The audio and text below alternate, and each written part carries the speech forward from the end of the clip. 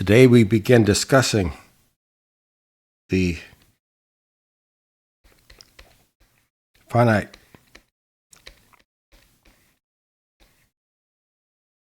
difference time domain FDTD method. And we're going to start off doing the one-dimensional case because it's simpler than the two-dimensional and three-dimensional cases, but is easily generalized to those cases. So in finite differences, we use typically a central difference to approximate a derivative. And so we previously derived this idea. Remember that that was based on writing an arbitrary function f of x as a Taylor series expanded about some point x0. So f of x is equal to f of x0 plus f prime at x0 times x minus x0 plus 1/2 f double prime at x0 x minus x0 squared, and so on, giving us a power series. And then using that power series, we calculated f of x0 plus delta over 2 minus f of x0 minus delta over 2, all divided by delta, and showed that that was equal to f prime of x0 plus some other terms, starting with 1 over 24, f triple prime at x0, delta squared, and higher order terms in delta. So this is the basis of the central difference approximation to a derivative. Here's a derivative, and here's a central difference. And the error in this approximation consists of all these terms over here. Because the leading order term is in delta squared, we write this as order delta squared, and we say this is a second order accurate approximation. So what we're going to use then, when we want to approximate a derivative, whether it's a normal derivative or a partial derivative, will be a formula such as, let's do a partial derivative here, partial of f with respect to x at some point x, we'll write as approximately f of x plus delta over 2 minus f of x minus delta over 2, all divided by delta. And that is our central difference approximation.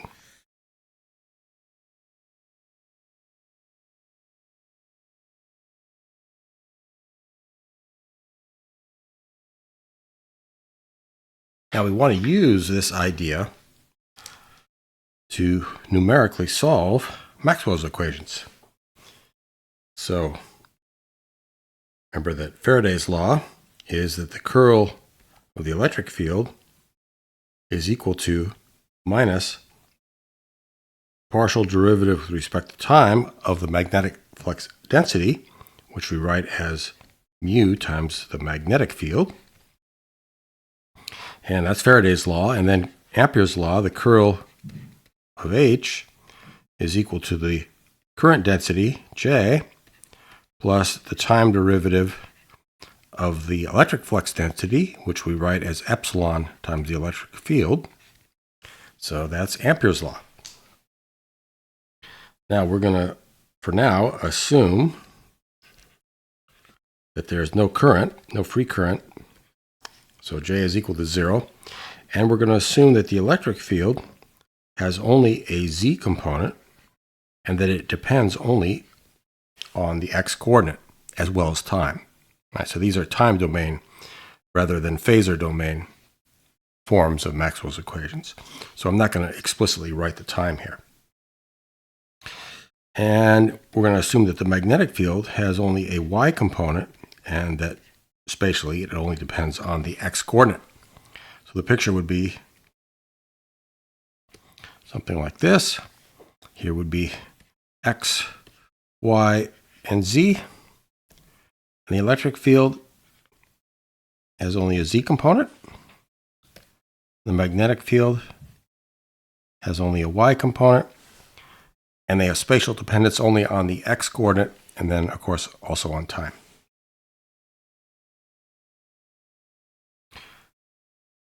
Now, in general, the curl of E would be, well, it would have an x component, A hat x, that would have two components to that.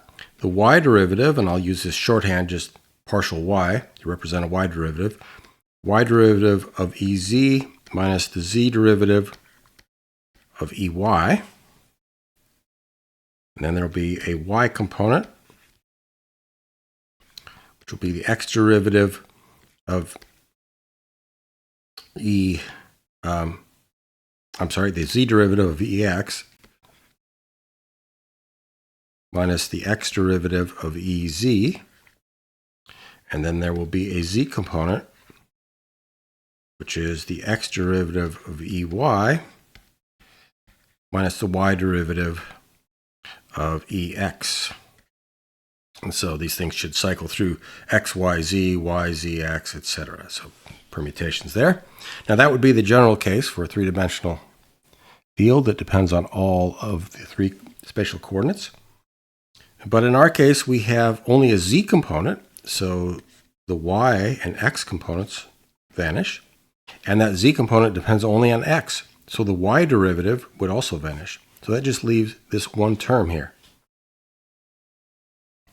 So using that fact,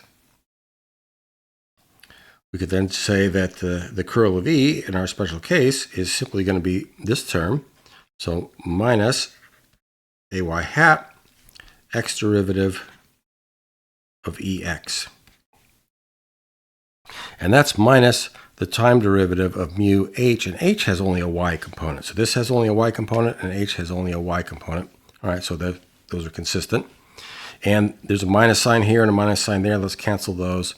And so then that leaves us with, from this, we'll have mu times the derivative of hy with respect to time, the partial derivative, is equal to the partial derivative of Ez with respect to x. So that is what Faraday's law becomes. Now for Ampere's law, remember we're assuming J is equal to 0. We've got a very similar thing here, except now we have the curl of h, and h has only a y component. So with only a y component, it depends on x. Let's see, here was a y, but with a z derivative. Here's a y with an x derivative. So this will be the non-zero term for curl of h. And E has only a z component, so that makes sense. And there are no minus signs in there. So we would get, then for this time derivative, we'd get epsilon, the time derivative of Ez, would be equal to the x derivative of hy.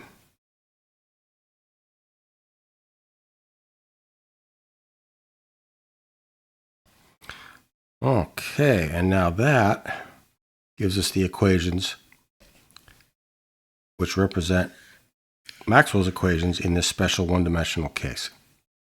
Those are what we want to start off solving. Notice they have the form of, here's the time derivative of the magnetic field, and that's equal to, with a constant, a spatial derivative of the electric field, and then here's a time derivative of the electric field, and that's equal to, with a constant, spatial derivative of the magnetic field. So if at a particular time we know the electric and magnetic fields, then these equations would tell us the time derivatives of the electric and magnetic fields, and that would allow us to then project those fields into the future, and then we would do that again. So we would step in time. That's the time domain part of our finite difference time domain method.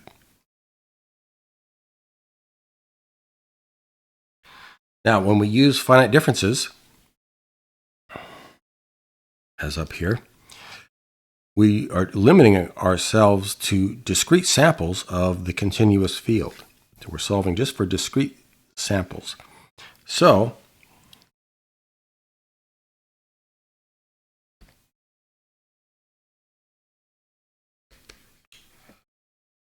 we will sample in space such that x will be some integer m times some spatial step size delta x, and in time such that t will be some integer q times some time step delta t. And with that then, or EZ at these discrete points, m delta x, q delta t, we're going to use the more compact notation that is E sub z superscript q. So we put the time index as a superscript and then of m. M is the spatial index.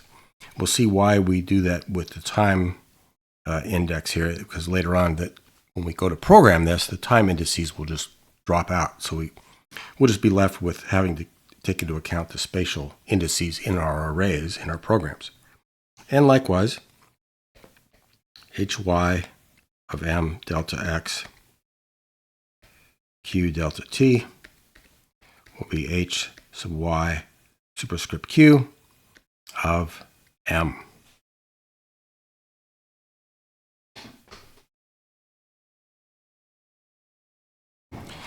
Let's sketch out our problem here. Oops.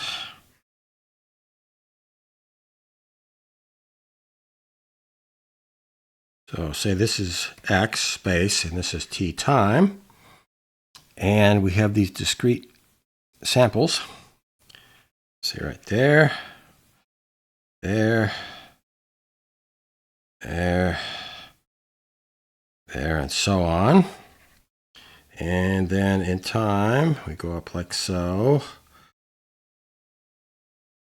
And then we have all of these grid points filled in here.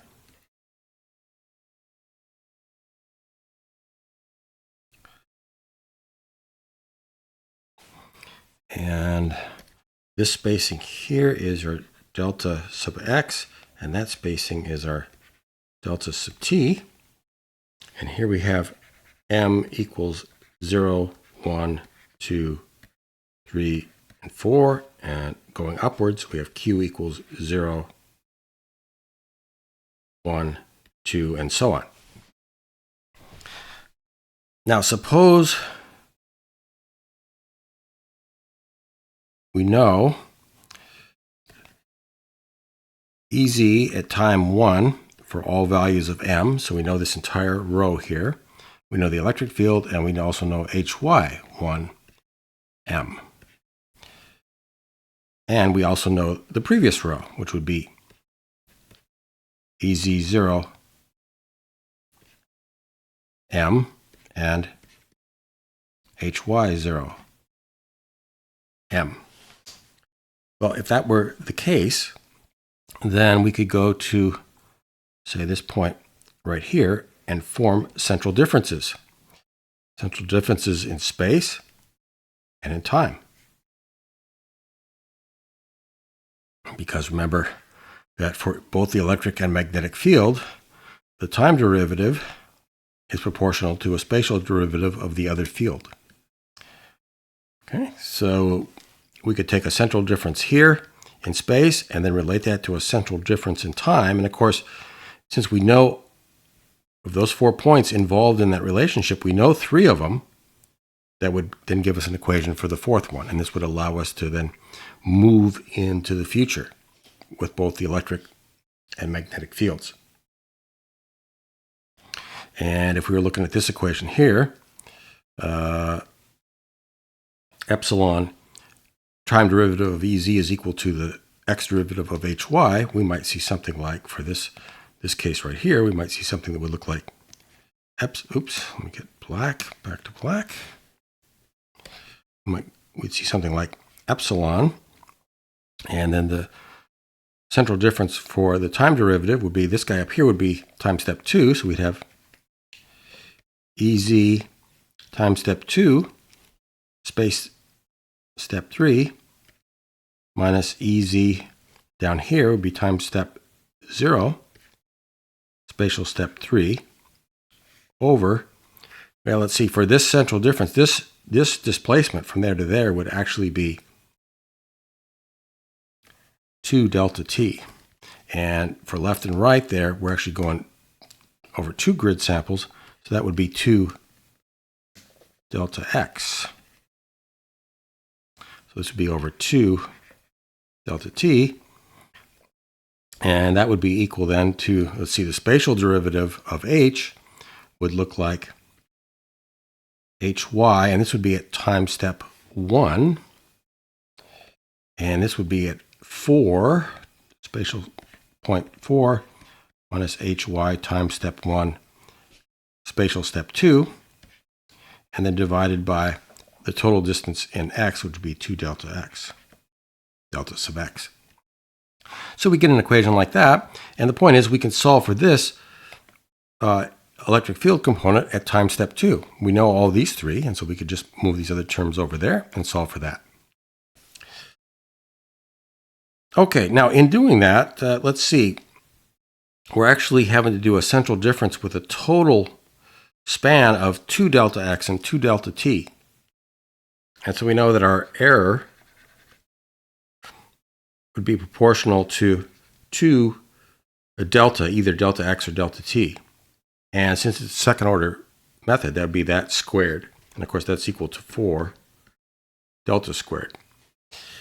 If we could do this same kind of operation, but only have a total spatial or temporal step of delta t or delta x instead of 2 delta t or delta x, well, we could decrease our error by a factor of 4 without having to use any more points, right? So using the same number of points. And so the way we can do this is to offset the HY grid. What we're going to do, we'll keep the E. The E's will still be EZ, Q, M. But now we're going to, with an offset of 1/2 step in both time and space, we're going to put the magnetic field values at these offset points here. Now, what does that do for us? Well, let's see. Now, if we want to go into the future for, say, the electric field, notice what we have here. Let's use green here to go into the center there. About that point, we now have a central difference in space and in time. But the total extents in space and time are only 1 times delta x and 1 times delta t, not 2 times like we have here. All right, so then we could use this. If we knew these electric field points and these magnetic field points, we could then go into the future, take the electric field into the future and then get this row here. And likewise, let's say then we know that Q equals 1 row. Well, then we can make a central difference here in space and time. And now we could take that magnetic field and go into the future to a time step 1.5. Okay, so we can do central differences with a smaller step size if we take the magnetic field and offset it by 1/2 step in x and y. And this is going to greatly reduce our error and give us still the same sampling in space and time. Okay, so this is very much an advantage. And this idea, okay, so let's first notate it. So we're gonna take HY, and where we have Q, right, we're gonna offset by 1/2 in the time dimension, so it'll be Q plus 1/2. And where it was M, we're going to offset 1/2 in the x direction, so it'll be M plus 1/2. So with that, we get what's called the Yee grid, after Yee, who developed the initial finite difference time domain method back in the 1960s. All right, so with that, now let's go back and look at equations of this form, but now with this offset magnetic field grid. And let's make that clear here, that these will then be the HY Q plus a half, M plus a half sample points for the magnetic field. And then you see what's going to happen here. We're really, instead of at every time step solving for both the electric and magnetic field, we now, for a half time step, solve only for the magnetic field, and at the next time step, solve only for the electric field. So we go at half time steps, but only solving for half of the field values at each of those half time steps. And so this idea sometimes is called, problems with my pen, here we go, a leapfrog process. So we kind of jump over the magnetic fields and jump over the electric fields and etc. So let's rewrite these equations now. And let's go back and look at our Faraday's law and Ampere's law and rewrite those now in terms of central differences. Okay, so for, actually, let's do Ampere's law first here. So epsilon, the time derivative of Ez, is equal to the spatial derivative or x derivative of Hy. So that's going to look like this. Epsilon Ez at some spatial point m, we're going to do a central difference in time, so q plus 1 minus Ez q m, and the total separation in time is just delta t. All right. Whereas if we had done it with the regular grid we started off with, we would have to go 2 time steps to get a central difference. So now we just do 1 time step. And then that gives us a central difference because the Hy values are now offset by 1/2 time step. So they're at q plus a half. So that's in between q and q plus 1. And they're also offset in space. So m plus a half instead of m. And then minus Hy q plus a half m plus, m minus a half. Okay, so these are on either side of the m sample. So that's this idea here. So the h is in between. Okay, so we get, when we do this spatial finite difference, that gives us a central difference with respect to this point, and then the temporal finite difference here, spatial central difference, then allows us then to move from this time step to that time step. Okay, and that's divided by the spatial step delta x. So that's 1 equation, and then 2, we'll do the time derivative of h. Okay, and that's up here from Faraday's law. Let's write our time derivative. It's mu times the time derivative of h. So we'll have Hy at spatial position m plus a half. And we're going to go from q minus a half to q plus a half at the same spatial position.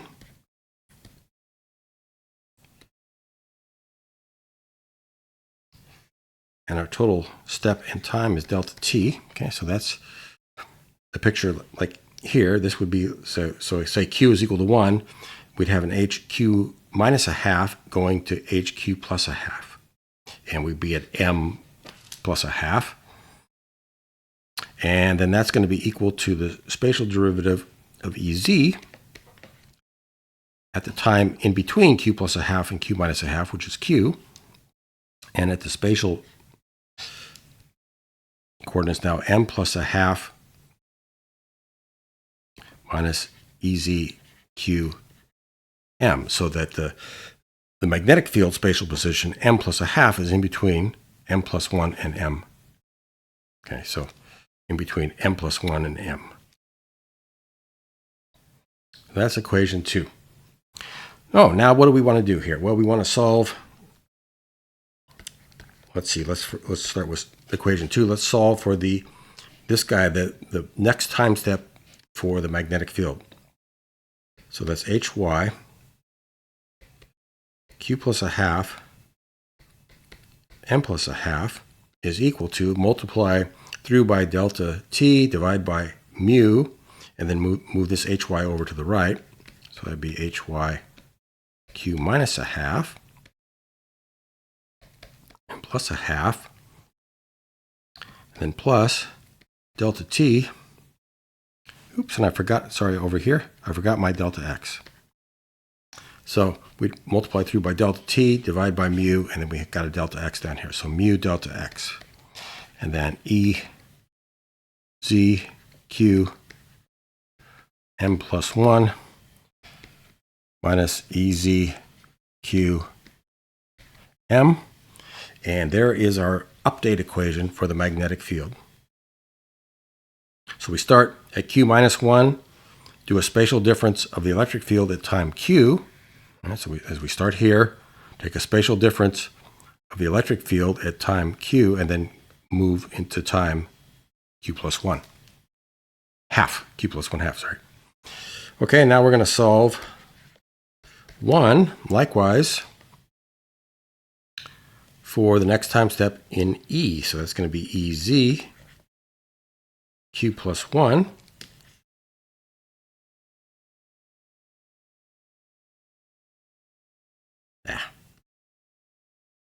At m, multiply through by delta t, divide by epsilon, move this minus ez over to the right, so it becomes plus ez at time step q, space position m, and we're going to have delta t over epsilon delta x.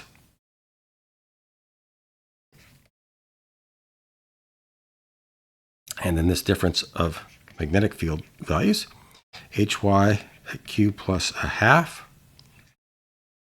m plus a half, minus hy q plus a half, m minus a half. Okay, so those would be our update equations for the electric and magnetic fields.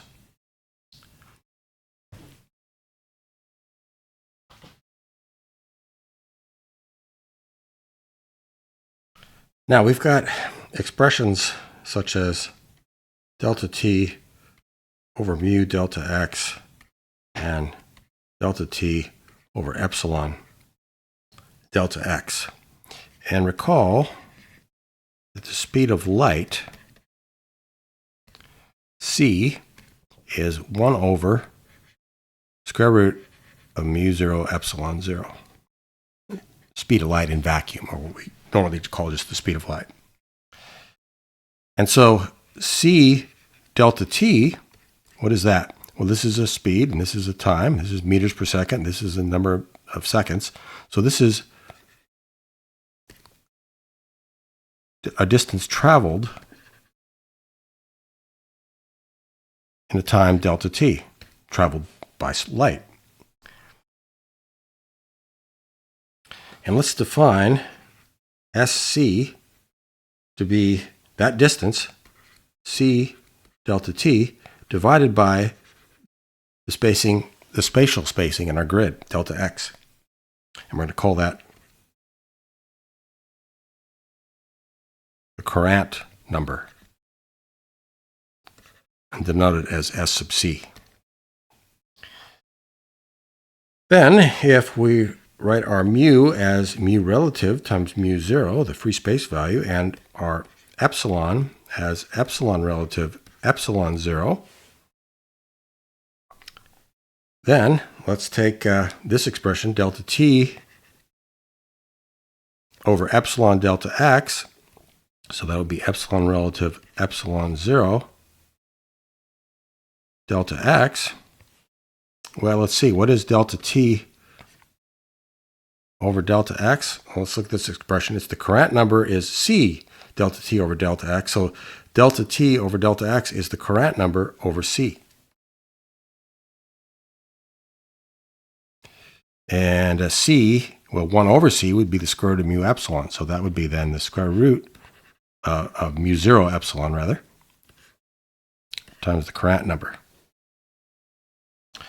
Okay, so with that, we have delta t over epsilon delta x. We'll replace delta t over delta x by this expression. And what do we get then? We get square root of mu 0 epsilon 0 over epsilon relative epsilon 0 times the Courant number. And let's see, this epsilon 0 is square root of epsilon 0 squared. We can cancel this square root there, and then we get this. 1 over epsilon relative, the square root of mu 0 over epsilon 0 times the Courant number. And that we write as eta 0 over epsilon relative times the Courant number, where eta 0 is the square root of mu 0 over epsilon 0 is called the impedance of free space, which is about 377 ohms. Okay, and then we also have the same thing, but with an over mu instead of an over epsilon. So delta t over mu delta x, and we go through that same kind of process, but using the mu instead of the epsilon.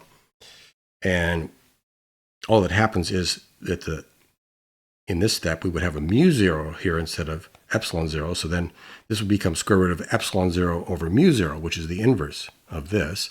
So we end up just with 1 over mu relative eta 0 in the denominator times the Courant number. Okay.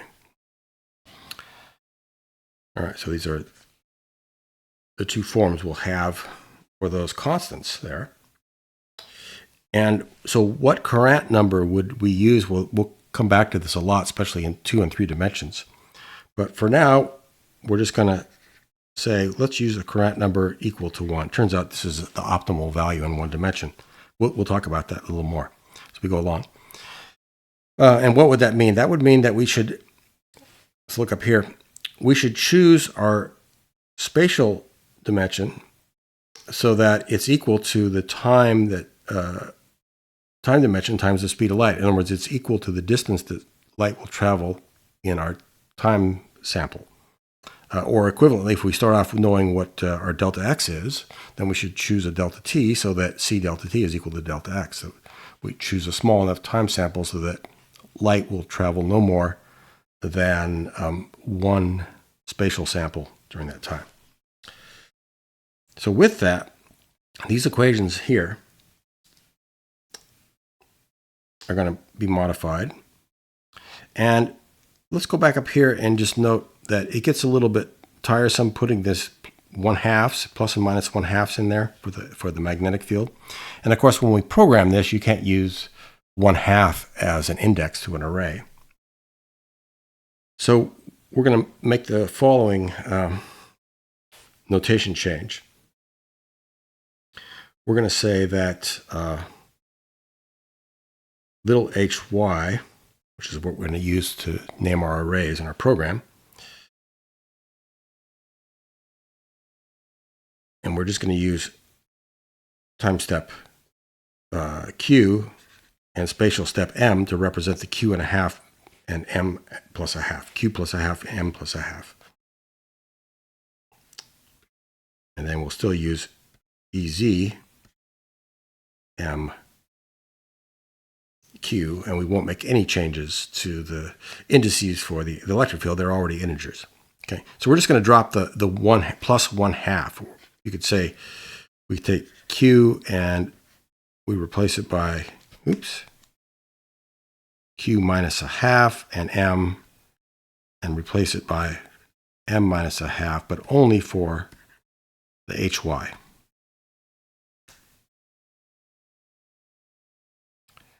And then we'll use this kind of computer program notation, HYEZ, for the actual arrays that will hold these values. So if we do that, then let's rewrite this equation now. Again, we drop the 1/2 here. We subtract a half, so it'd be q minus 1, and this would be then just m. And so our equations would look like this. Our update equations would look like hy of m equals hy of m, not putting in the time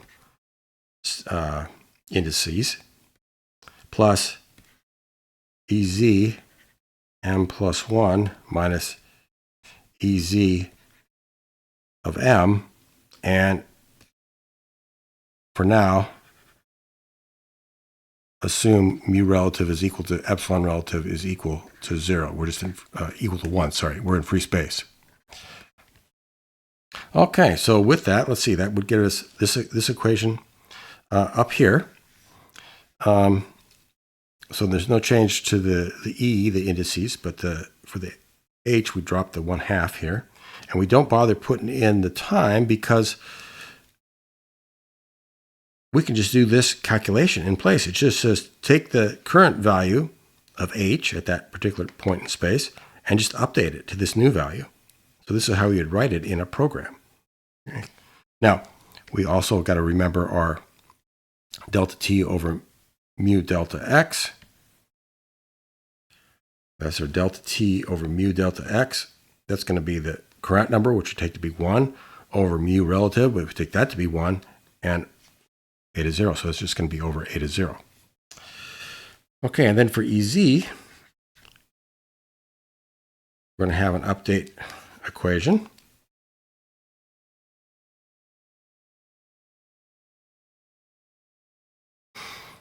That's going to have the delta t over epsilon delta x.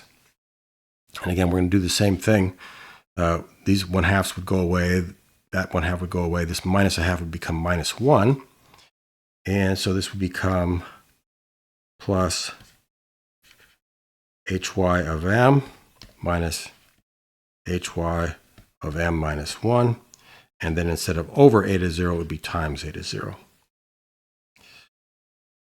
All right, so those are the equations we're going to actually put into a program to solve Maxwell's equations in one dimension. Let's take a look at that.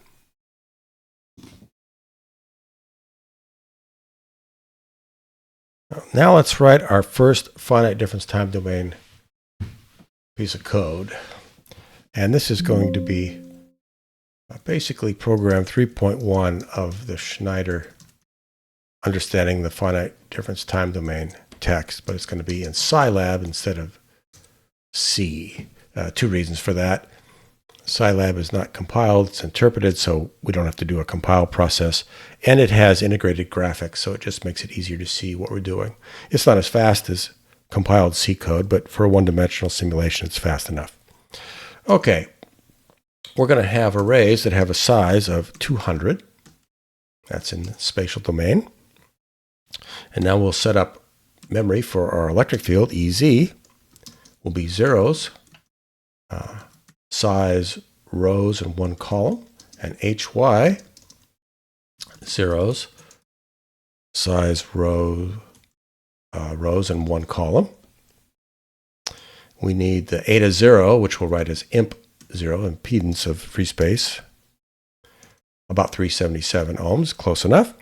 And we're going to go through time steps, and our max time will be 250 time steps. So here is our stepping through time. For Q time equals 0, that's our Q, to max time minus 1. So we'll go through 250 time steps. Okay, here we're going to update the magnetic field. So here was our magnetic field update equations. We're going to say for, let's see, well, if we did all of them, it'd be for m equals 1 to size. And notice that if you look at the C code in the Schneider text, it's m equals 0 to size minus 1, that's because we have to add 1 to index for a conversion from C to Scilab or MATLAB.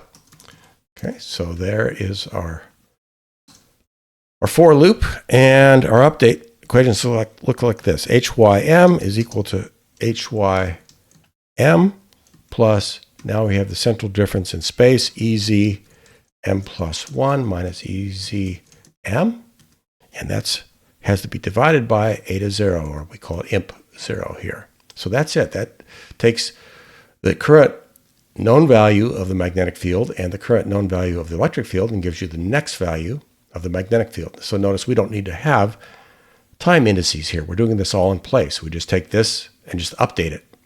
Okay, so now we're going to update the electric field for m equals 1 to size. The electric field update equations are that EZ m is equal to the old value, so new value is equal to the old value, plus, and then we have the central difference spatial derivative of HYM minus HYM minus 1. And instead of divided by impedance of free space, this is multiplied by the impedance of free space. And there we go. There are our update equations. That's the solution of Maxwell's equation in one dimension. It's very simple. This is why the finding difference time domain method is so attractive. It's, at least conceptually and in practice, in many cases, very, very simple. Now, there's one issue here. We're going from m equals 1 to size. We're going through all the values of the EZ and HY arrays. But here we've got an index m plus 1. We're going to get in trouble when m becomes size, because then this is going to become size plus 1. That falls off the end of this array, which is only allocated up to size. So we're going to have to, just to keep this from having a problem with that, do size minus 1. Same thing for this summation. Here, if m is equal to 1, this is going to be 1 minus 1 is 0. That falls off, let's say, to the left or the beginning of the arrays. Right? This is allocated from 1 to size, so we're going to have to start with m equals 2, so we don't have that problem. Okay, let's just run that. Okay, it runs really quick, and of course it doesn't produce any output. And if we look at the EZ, it's just a bunch of zeros. And the HY, it's a bunch of zeros. Why is that? Well, we start off with the electric and magnetic fields set to 0, and then there's never anything that adds any field into it. We just update those 0 fields, right? So that just says that the solution of Maxwell's equations that starts off at 0 with no sources always stays 0. So we're going to have to change that. But first, let's put in some code to actually plot the fields. And we'll use this command, draw, later, so that we do all these plotting commands off screen first, and then just display the results. We don't get flicker and things like that. So we'll clear the figure, and then let's plot the magnetic field. And so in a plane wave, the magnetic field in magnitude would be 1 over the impedance of free space, or about 1 over 377 times the magnitude of the electric field. So let's correct for that by multiplying this by the impedance of free space. So that should give us electric and magnetic fields plots that have the same amplitude.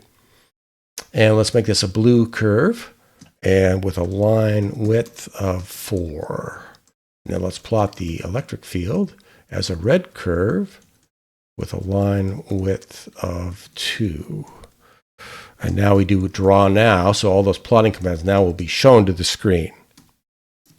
Okay, so again, if we do that, there's our solution. It's just always 0. We have to have a source somewhere to get the fields going, right? So let's just kind of do a kludge here, and just at the end, let's just make the first electric field take on certain values. Let's make it a Gaussian following Schneider. So e to the minus q time minus 30 squared over 100. And so this should be a Gaussian pulse. Let's see what that does. Oops. Okay, there we go. We get this Gaussian. Now notice it kind of, the scaling changed around. So, well, let's fix that over here before we do this draw now. let's do this. Let's do get current axis, and let's set the data bounds so that the scaling doesn't change. So in the x direction, we go from an index of 1, and we'll do, look like plus and minus 2 should be okay for the amplitude. And then we'll go to size for the right, that's 200 here. So we go from 1 to 200, and then plus 2 for the amplitude. Let's do that. Okay, better. There we go. Okay, so we see we produce this Gaussian pulse. Notice that let's reduce this number of time steps to 50 here. So there's the Gaussian pulse. There's the electric field. It's positive. The magnetic field is negative. Okay. So why is that? And if we go farther, this comes over here and it seems to reflect off the right side. Now the magnetic field becomes positive and the electric field is positive. And right when it's, let's see if we can capture that, right when it's doing that reflection, notice the electric field gets much bigger. That looks like a reflection coefficient of +1, so that the incident and reflected fields are adding together to give you an amplitude of about 2 when it gets to its peak. So let's take a look at those issues.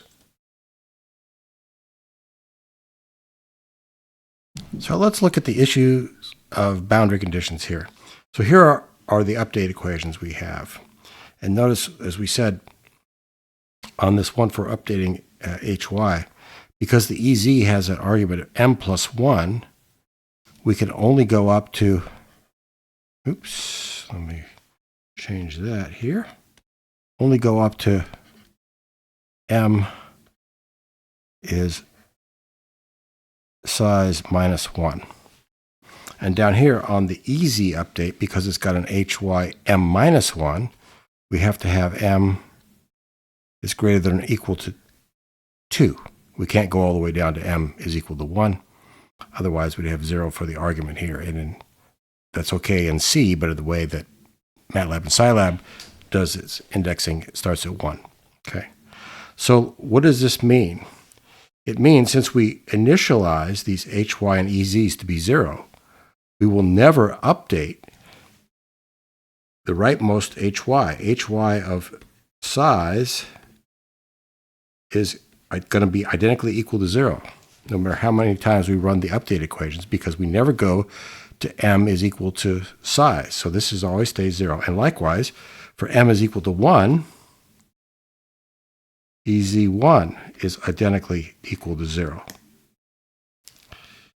Now, think about what that means. If we've got this domain here, and this is m is equal to 1 there, and over here m is equal to size. And so if at this left boundary ez is identically equal to 0, and at the right boundary hy is identically equal to 0, well, what is the effect of that? When you say that the electric field is identically equal to 0, that is equivalent to putting a perfect electrical conductor at that point, right? Shorting out the field. So that's exactly what a PEC would do. It would force the electric field there to be 0. And then that EZ1 is going to go into this HY equation for M goes all the way down to 1 there. So that's going to affect that. So you're going to get a reflected field that's going to look like it came off of PEC. Now over here on the right, HY is equal to 0. That looks like a PMC, perfect magnetic conductor, that forces the magnetic field to get shorted out and be 0. And that's going to occur over here that's going to be the HY size for M is equal to size. Now, for this EZ update, M can go all the way up to M is equal to size. So the EZ at the right will get updated with a contribution from that 0 HY. So it's going to look like a reflection here, which is going to have a reflection coefficient gamma is equal to +1. And over here, a reflection where you're going to have a reflection coefficient gamma equals to -1. Okay, so, and that's exactly what we saw. We'll go back and look at that some more. Now, what about if we set a particular, let's say, EZ at, we'll just say source, some value of M where we're going to put the source. And it's that EZ is, say, a kind of a Gaussian pulse that does something like this. This is in time Q there. Well, out here, after the pulse dies out, there you're going to have your EZ divided equal to 0. And it's fixed at a value of 0. So that looks like what? Like a PEC. So if we put a hardwired source, we'll call this, somewhere in the domain, that point is going to act like a PEC. It's going to reflect just as if you put a conducting wall there. All right, so this makes sense of what we're seeing in our simulation.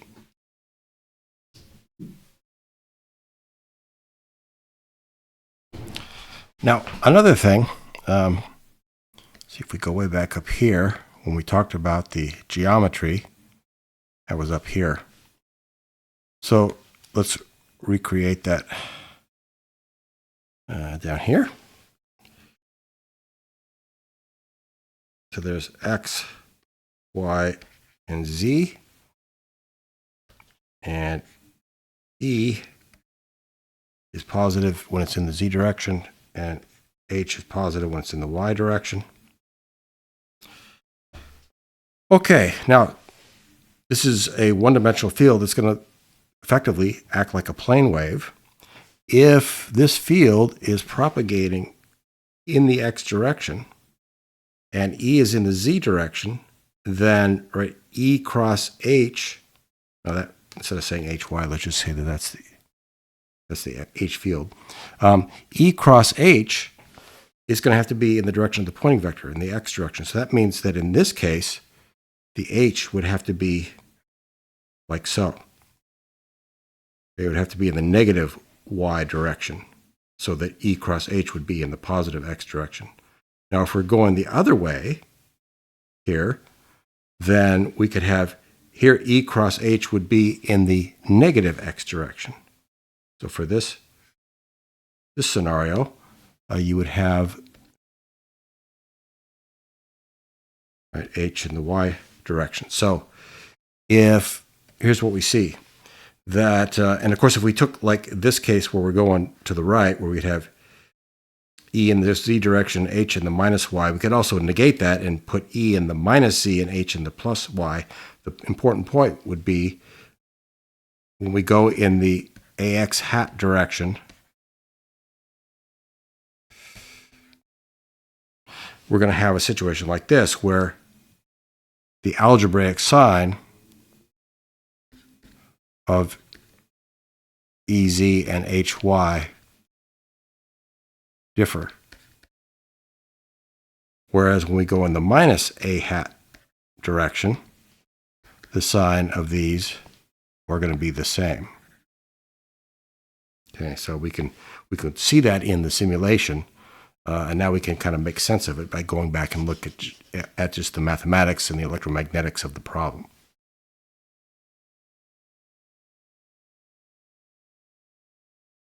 Okay, here we are back in our code, and let's see if we make this duration longer, if we can see an effect of that hardwired source over on the left side. So there we go. Reflection from the right, reflection from the left, and now notice what happened there. The electric field became the negative of what it was, right? So after the duration of this pulse is over, this EZ1 is going to be basically set to 0. So we're setting the electric field to 0 over here. And if the electric field is set to 0, that's the same as a PEC surface, as a conducting surface. So it's a boundary condition which would make the reflected field be the negative of the incident field. So that's why the electric field indeed flipped over there. Now let's set this source to be somewhere about in the middle, like say bin 100. Let's see what that does.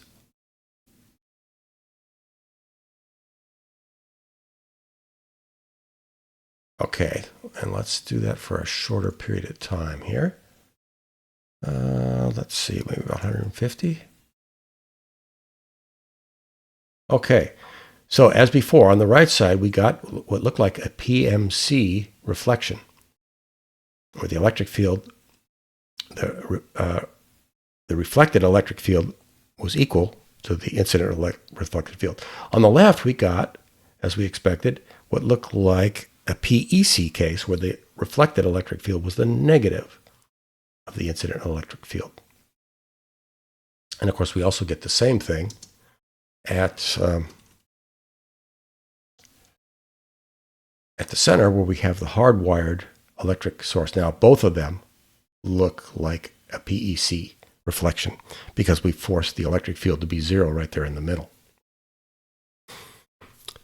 So this highlights some issues having to do with sources. We probably don't want the source to act like a PEC surface. And also with the issue of boundary conditions. What do we do with this? We could just make this, well, let's make this like, an array of 500. Okay. And let's put our source back over on the left side. So, okay, this guy goes off. And as long as we stop the simulation before it hits the right wall, it's the same as if it was in an infinite free space. But that's kind of not a very elegant solution for dealing with so-called boundary conditions here. We would really like it so that if we have this be a shorter array, so calculations go, oops, let me do that. I wanted to change size so that when we actually get over to these sides, it would be nice if it somehow was faked into thinking that it was in free space and just kept propagating off the screen and just went away. That's what we call absorbing boundary conditions. So we're going to talk about that later, about how we can mimic an array or basically a spatial grid that effectively goes off to infinity with only having a finite grid.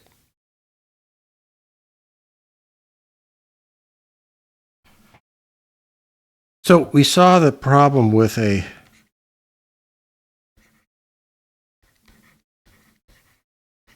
hardwired source, we call it, where we forced, say, EZ, the time step Q, at some M source to be equal to some, function of time. We saw that effectively imposed what looked like a PEC surface at that particular index, spatial index. So a solution to this is to implement what we call an additive source, where we have EZQ plus 1 when we're doing our updates, and I'm not going to put the M sub source here just for simplicity. We do the update. Okay, so that's just the propagation of the field plus a source term. Okay, now what's the motivation for this? Well, now let's go back to Ampere's law. The curl of H is equal to J plus the epsilon times the time derivative of E. And now let's solve for the time derivative of E. So we're going to subtract J now from both sides as the current density. We're not going to assume it's 0. And then divide by epsilon. So we're going to get, this is going to be 1 over epsilon, the curl of H, and then subtract J and divide by epsilon, so minus J. So this is how physically electromagnetic sources are generated, is by having a source current. And so driving a current into an antenna wire, for example. And so if we just have that source current at, say, X is equal to M sub source delta X, Well, effectively what we're doing in our update equation, we're just adding a term, right? And so that this j could be positive or negative or have any functional form we want. So effectively, all we need to do is in our update equations, do our EZ q plus 1 of m equals EZQ of m plus the other update. Well, this is just the normal propagation update operation. And then we can just say EZ q plus 1 m equals EZ q plus 1 m plus some function of time. And this is the source term. And that represents this minus 1 over epsilon j as a function of time. Okay. So this is an additive source. Instead of forcing the electric field to take on some value, we just allow the electric field to update, representing normal propagation, and then add a source in. Okay, so let's see what happens if we do that.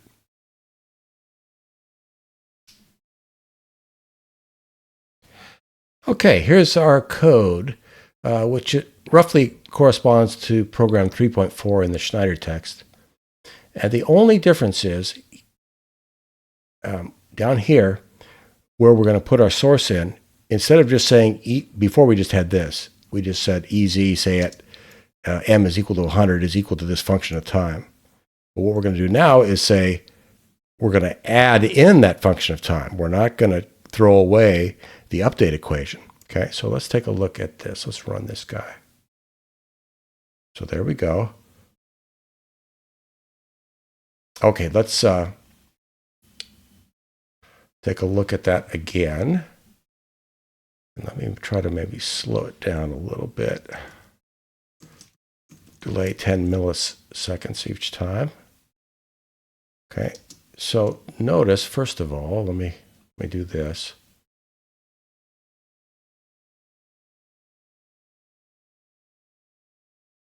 What we see here, what we talked about, if the wave is propagating to the right in the plus x direction, the algebraic sign of the electric and magnetic fields are opposite, whereas if it's propagating to the left in the negative a hat x direction, they're equal. Okay, so now let's go a little, maybe about 130. Okay, and here we see over here the PMC boundary, right? So the electric field, the incident and reflected fields are adding together, they're equal, so you get a bigger electric field. Over here they're opposite, so the electric field gets smaller. Conversely, over here the magnetic fields are subtracting, so the magnetic field gets smaller, and here they're adding, so they get bigger. So this is the PMC surface, this is the PEC surface. Okay, so let's go, that's about 130, let's go about 250 here.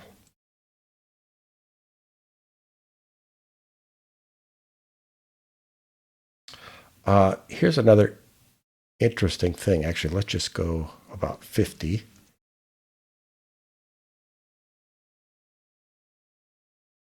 Right, this added wave has an amplitude of 1, its peak amplitude. But notice these electric fields right here have an amplitude of 0.5. That's because in this case, when we had it over at the left side, all of the field was going to the right. Here, parts going to the right and parts to the left, so you get this half amplitude for each of those. Okay, so that's one of the things that's going on. Now let's go back and propagate this.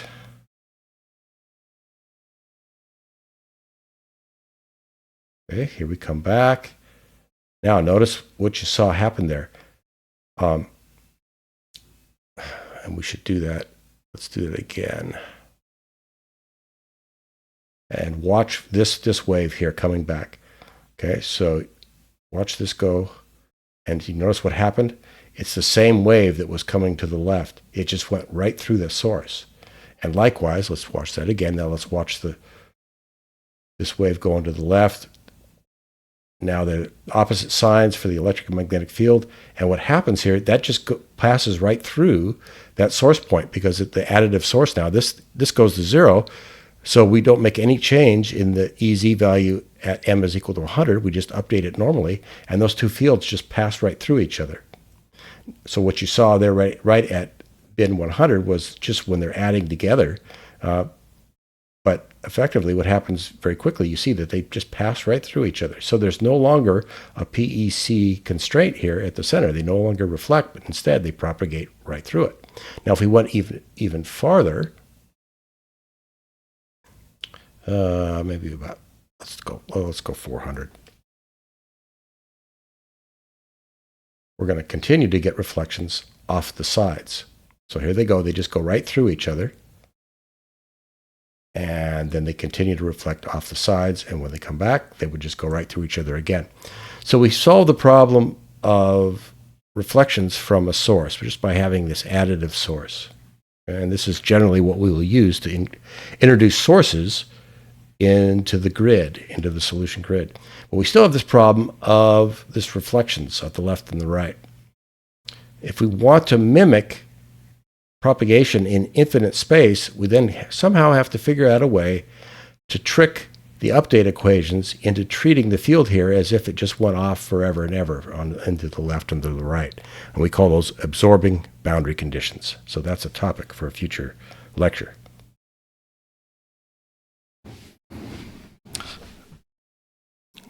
Let's finally go back and revisit the Courant number idea. We said we're just going to assume, first of all, that we were in free space. And we're going to assume that this Courant number was equal to 1. Remember what the Courant number is. It is the ratio of the distance that light will travel during one time step to the spatial step size. And we just kind of said, well, we're going to use a Courant number of 1. So what if we used a Courant number that wasn't 1? Where would that show up? Okay, well, right, this over eta 0 and this eta 0 here, that came from this delta t over epsilon delta x. That was the 1 over epsilon relative eta 0 times SC. And we assumed SC was 1 and epsilon relative was 1. So that was the eta 0. So that was right here. So if we had a different Courant number, that would then multiply this by whatever that different Courant number value was. And the over eta, that came from this guy. Well, that would also have a multiple of the Courant number. So if we just added in the SC value there, then we could see what the effects of using a different Courant number would be. And how about if we didn't have free space, but we had a uniform medium, but the epsilon relative was not 1, or the mu relative was not 1. Let's see, if the epsilon relative was not 1, that would be in this update equation here, right there, that would be there would be an over epsilon relative. So it'd be over epsilon relative right there. And then in the other update equation, we'd have an over mu relative. So you'd have this guy with a mu relative, okay? So let's look at these three different things, the epsilon relative, mu relative, and the Courant number effect.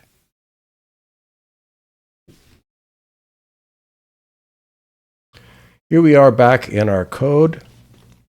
Now let's convert our source back into just a hardwired source here, just for demonstration purposes. And let's talk about the effect of a Courant number that's not equal to 1. So the Courant number would multiply this spatial central difference here, either the EZ or the HY one here. So let's say we had a Courant number less than 1, 0.9. Okay, we'll put times 0.9 there. And let's see what that does to the field. It doesn't seem to make a big change.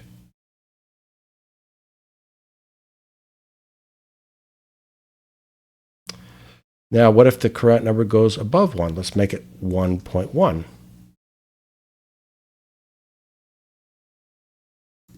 Let's run that. Oh, that's a problem. Yes, the system becomes completely unstable. Yeah, that doesn't work. How sensitive is this? Let's make it 1.01. Let's try that. Oops, wow. Sort of started off right and then blew up. So you can see it's very sensitive to that current number.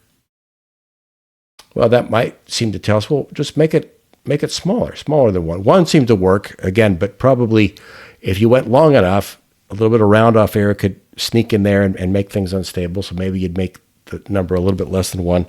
But there are some issues, and this particularly would be true when we talk about 2 and 3 dimensions, having to do with dispersion, that really requires us to be very careful about the correct number we choose. So for our purposes, since this is double precision arithmetic, this is 1.000 to about 15 or 16 digits, we'll just keep a correct number of 1, which means we just don't even put a multiple in there. Now, how can we extend what we've been doing here? Well, one of the things is we just did simulations here just in free space. So we could have something in a dielectric. Let's go back and make sure this is working here. Let's make this time smaller so it runs faster, and let's not delay on the individual frames. Okay. What if, right, so this case where we have the EZ, this would be divided by the epsilon relative. What if we had a dielectric constant of 2? Let's put that in there. Let's just see what that does. Notice what happens. We get a different ratio of the amplitude of the electric and magnetic fields. Okay. Now, if we, in the case where we had let's go make that 1 again, but we had a mu relative that was, say, 2, well, that would divide this update equation by the mu relative. And there we would get a relatively bigger electric field than the magnetic field. Okay. So that's just changing the overall electromagnetic properties of this uniform medium. But what might be interesting would be, what if we had an inhomogeneous medium? What if the epsilon relative, for example, was a function of x, and or the mu relative was a function of x? We could even maybe put conductivity into this. So we could simulate a very complicated system. After all, these one-dimensional problems in a simple medium, we can solve those analytically. So we're not really getting anything out of this simulation other than developing the method and seeing how it works. But where it would get very interesting, problems that we couldn't solve necessarily analytically, would be when we start to have very inhomogeneous media. So we'll look at that in a future lecture.